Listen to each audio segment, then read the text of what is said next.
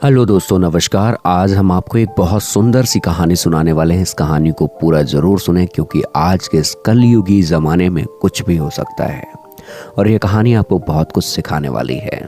तो चलिए शुरू करते हैं इस कहानी को। एक ज़माने में सिंधु राजा पूर्वी जावा पर शासन किया करता था। उसके सेनापति का नाम था सिद्धपक्ष। सिद्धपक्ष की पत्नी बहुत सुंदर और भली थी। सिद्धपक्ष भी उसे बहुत प्यार किया करता था, लेकिन सिद्धपत की माँ को उसकी पत्नी आंखों फूट नहीं सुहाती थी। सारी सुंदरता और गुणों के बावजूद उसकी माँ को यही लगता था कि यह उसके बेटे के योग्य नहीं है। उसकी यह जलन की असली वजह थी कि उसकी बहू निचले तबके की थी। सिद्धपक्ष जितना अपनी पत्नी से प्यार करता था, उसकी माँ उतनी ही अधिक नफरत करती थी। सिद्धपक्ष की माँ चाहती थी कि जैसे भी हो ये दोनों अलग हो जाएं। सिद्धपक्ष की माँ ने इन्हें अलग करने के लिए बहुत सारे प्रयास किए। तभी उसे एक खुशखबरी मिली कि वो दादी बनने वाली है।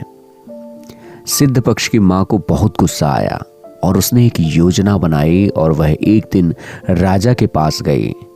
पहले तो सिंधु राजा की बहुत प्रशंसा की और इधर उधर की कुछ बातों के बाद राजा से बोली कि महाराज, एक पर्वत है जो कि यहाँ से काफी दूर है, लेकिन उस पर्वत पर एक बहुत चमत्कारी पुष्प है। जिसके पास ये पुष्प होता है वह सदा ही सुंदर और युवा बना रहता है। और उसने कहा कि उस पर्वत का रास्ता बहुत मुश्किल है और वहां से लौटने में महीनों नहीं बल्कि सालों भी लग सकते हैं। फिर भी आप अपने बहादुर सिद्धपक्ष को वहां भेज सकते हैं। मुझे विश्वास है कि मेरा बेटा पुष्प लेकर लौटेगा। सिद्धपक्ष को राजा ने महल में तुरंत ही बुलवाया और उसने आज्ञा दी कि वह पर्वत जाए और पुष्प लेकर ही महल लौटे। सिद्धपक्ष ने राजा की बात मानी और उसके मन में काफी दुख था क्योंकि उसकी पत्नी गर्भवती थी और वह अपनी पत्नी को गर्भवती अकेले छोड़कर नहीं जाना चाहता था। लेकिन यहाँ पे राजा का आदेश था, इसलिए उसने भारी मन से जाने की तैयारी की और उसे अपनी गर्भवती पत्नी और माँ को अकेले छोड़कर जाने में दुख भी हो रहा था।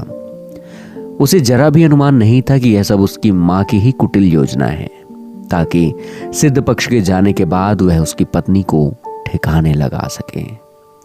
सिद्धपक्ष के जाने के बाद ही कुछ समय बाद उसकी पत्नी ने एक सुंदर से बेटे को जन्म दिया और एक दिन वह अपने बेटे को सुलाकर नहाने के लिए गई। तभी उसकी सास दबे पांव कमरे में आई और बच्चे को उठाकर ले गई और वह तेज तेज दौड़ती हुई नदी के पास पहुंची और कुछ माह के ही पोते को उसने नदी में फेंक दिया। सिद्धपक्ष की पत्नी जब नहाकर कमरे में लौटी तो बिस्तर पर बच्चा ना देखकर बहुत घबराई और घर के सभी जगह पर उसने ढूंढा और जब घर के बाहर सबसे पूछने लगी फिर भी बच्चा उसे नहीं मिला तो सिद्धपक्ष की पत्नी काफी मायूस हो गई। अब सिद्धपक्ष की पत्नी खाना पीना सोना सब भूलकर अपने बच्चे को याद करके रोती और कुछ ही दिनों में उसकी फूल सी काया कुम्हला सी गई। वह बीमार पड़ गई और बहुत ही बुरी तरह से बच्चे की याद में उसे सदमा सा लग गया।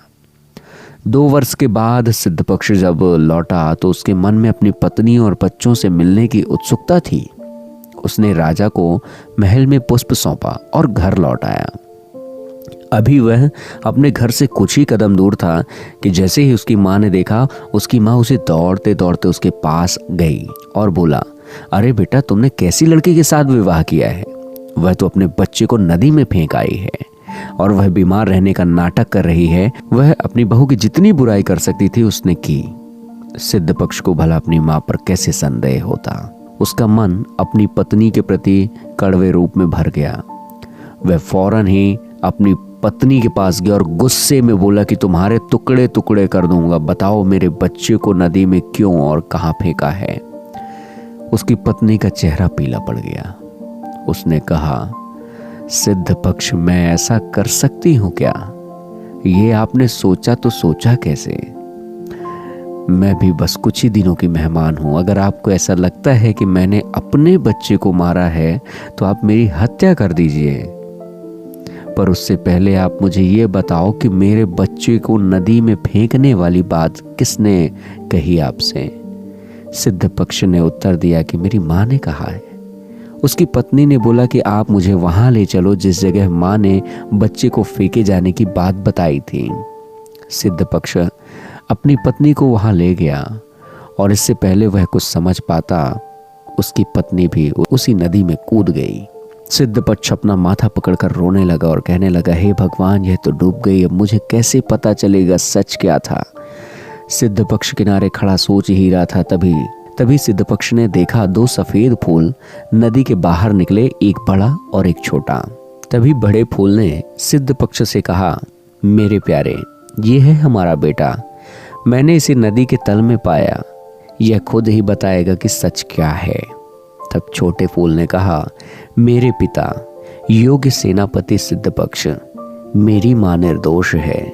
जब मैं कुछ ही माह का था तो आपकी माँ ने मुझे इस नदी में फेंक दिया। तब बड़े फूल ने कहा कि सिद्ध पक्ष, मैं आपसे बहुत प्यार करती हूँ, मैं अपनी पत्नी धर्म को निभा रही थी, पर जब आपने मुझे दिल से ही निकाल दिया तो मैं आपके साथ कैसे रह सकती। तभी मैंने आपसे दूर जाना ही समझा और अब अपने बेटे के साथ ही रहूंगी। यह कहकर बड़े फूल ने छोटे फूल को ऐसे समेटा जैसे माँ बच्चे को गोद में लेती है और फिर दोनों फूल गायब हो गए। दोस्तों, जिंदगी में हमेशा याद रखिएगा कि सुनी हुई बात पर बगैर सोचे समझे भरोसा नहीं करना चाहिए, चाहे वह कितने ही प्रिय और सगे ही अपने क्यों ना हो। हमेशा याद रखिएगा। खैर, और इस वीडियो के कमेंट में अपने विचार जरूर साझा करें और यह बताएं कि आप कौन से शहर से रहने वाले हैं।